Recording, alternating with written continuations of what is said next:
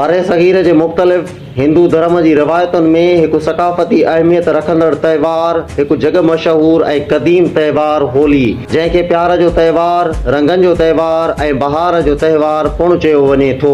होली जो त्योहार बहार जी आमद, सियारे जी पुॼाणी ऐं हिंदू कैलेंडर मुताबिक़ फगुण महीने में अचे थो। इहो खेॾण ऐं खिलण, विसारण ऐं माफ़ करण, माज़ी जी ग़लतियुनि खां निजात हासिल करे टुटल रिश्तनि खे जोड़ण ऐं मोहबत जे गुल टिणण जो जश्न आहे। इहो पिणु बुराई ते अच्छाई जी फतह जी अलामत आहे, जेका भगवान विष्णु नरसिम्हा नारायण जो रूप धारे राजा हिरण्य कश्यप मथां हासिल कई। हज़ारे साल पहिरियां हिंदुस्तान जी सरज़मीन ते हिरण्य कश्यप नाले हिकु हिंदू राजा हो, जंहिं केतिरा ई साल पूजा करण खां पोइ दुआ घुरी त मूंखे अहिड़ी ताक़त मिले जो आउं न तीर सां मरी सघां, न तलवार सां, न घर जे अंदरि मरां, न घर खां ॿाहिरि, न मूंखे को ज़मीन ते मारे सघे, न आसमान ते, न कंहिं इंसान खां मरी सघां, न जानवर खां, न ॾींहं जो मरां, न राति जो। नेठि संदसि जी इहा दुआ अगामी वई, खेसि अहिड़ी ताक़त मिली वई। राजा उन ताक़त जे नशे में अची इहो ऐलान करायो त हाणे मूंखां वधीक को बि ताक़तवर न आहे,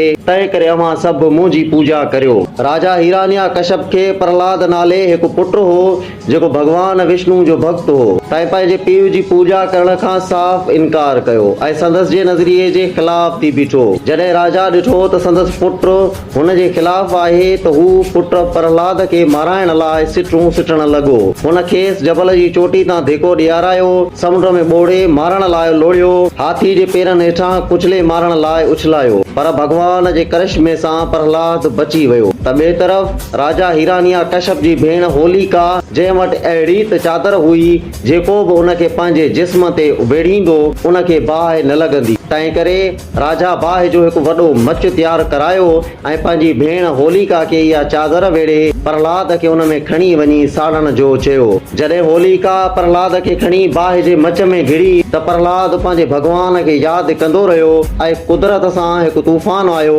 जंहिंमें इहा चादर उॾामी प्रहलाद ते पई, जंहिं सबबु होलिका सड़ी खाक थी वई ऐं प्रहलाद सही सलामत ॿाहिरि निकिरी आयो। राजा हिरण्य कश्यप खे मिलियल ताक़त जो ग़लति इस्तेमालु कंदे ॾिसी भगवान विष्णु नरसिम्हा नारायण जो रूप धारियो। नरसिम्हा जो जिस्म अधु शींहं जो ऐं अधु माण्हू जो हो। सांझीअ वक़्तु अची करे हिरण्य कश्यप खे पंहिंजे गोॾनि ते रखी पंहिंजा नंहं संदसि छाती में खुपाए खेसि मारे छॾियो ऐं माण्हू सच जी जय जा नारा हणण लॻा। अहिड़ी तरह बुराई ते चङाई जी फतह जो जश्न मल्हायो वञे थो। इहो ॾिणु मल्हाइण जी शुरूआत ॾखिण एशिया में हिंदुस्तान जी सरज़मीन खां शुरू थी, ॾिसंदे ॾिसंदे मुल्क मुल्क मल्हाइजण लॻो। हाणोके दौर में ही त्योहार दुनिया जे 6 खंडनि एशिया, यूरोप, ॾखिण अफ्रीका, ऑस्ट्रेलिया, उत्तर अमेरिका ऐं ॾखिण अमेरिका जे मुल्कनि में इंतहाई जोश, जज़्बे ऐं अक़ीदत सां मल्हायो वञे थो। इहो हिकु राति ऐं हिकु ॾींहं ताईं रहे थो।